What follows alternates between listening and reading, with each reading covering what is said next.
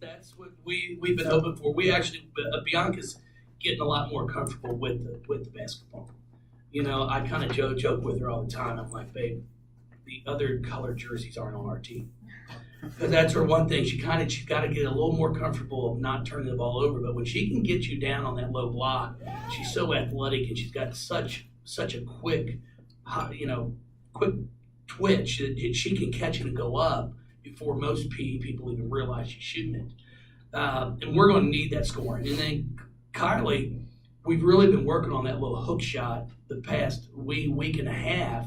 And I was so happy for her because she came out and all we talk about, it's got to be quick, Carly. It's got to be quick. Get, turn, and shoot.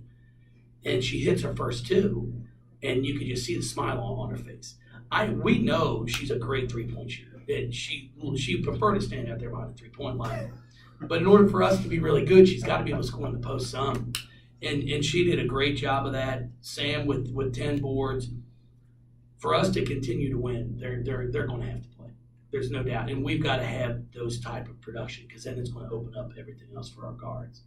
And, when we get open looks, we can knock down shots. And for us, I tell them all the time, we don't have the dunk. We don't have the alley-oop dunk. Now, that alley-oop the Jazz there starting third quarter was as good as any one I've seen in a while. But the highlight film for us is when Dana drives and reverse pivots and throws out to Sam at the top, and the kid runs, and Sam just makes a quick pass to AC, and it's a three. That's the dunk in our game. That is what gets our crowd going.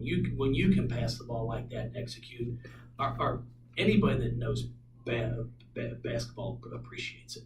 And that's what we've been challenging our players with. Sometimes you might have to make the hockey assist. Dana's not getting anything for that in the stat sheet. But her pass is what led to that.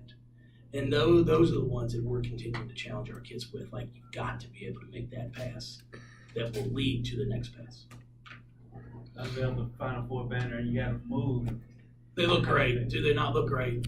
I mean, it's just I really appreciate Vince and Christine Herring. I mean, it's something that needed to be done. I've had players that have been on the 9 and 13 team that have come back for a men's game, and it's like, Coach, I can't even see our banner. When the game lights you used to be on, and now our women work as hard as the men. It doesn't matter. I promise you, it's just as hard to get to a Final Four in women's basketball. And I'll argue with y'all and tell you it's probably harder for the fact that there's only normally 3 spots to get. But UConn's gone to 10 straight, people. So the rest of us are playing for 3 spots. So it's pretty darn impressive what the 9, 13, and 18 team were able to do. Of course, I mean, do we win a national championship banner? Yes. It still hurts, still stings. But I'll tell you, it's great that they're where they are. That when you come into this place, when Candace Bingham comes back in, and we're having the entire 09 team back on the 15th of December for the 10-year little reunion, they're going to be able to look up there and be proud. Like, hey, we helped hang that banner.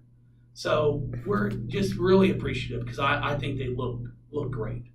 And I think it'd be a good problem for all of us if we go back 2 more times, the men go back 2 more times, and we got to figure out where we're going to put them on. It's a good problem to have.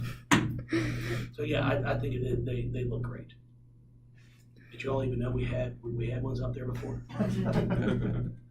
So I appreciate it.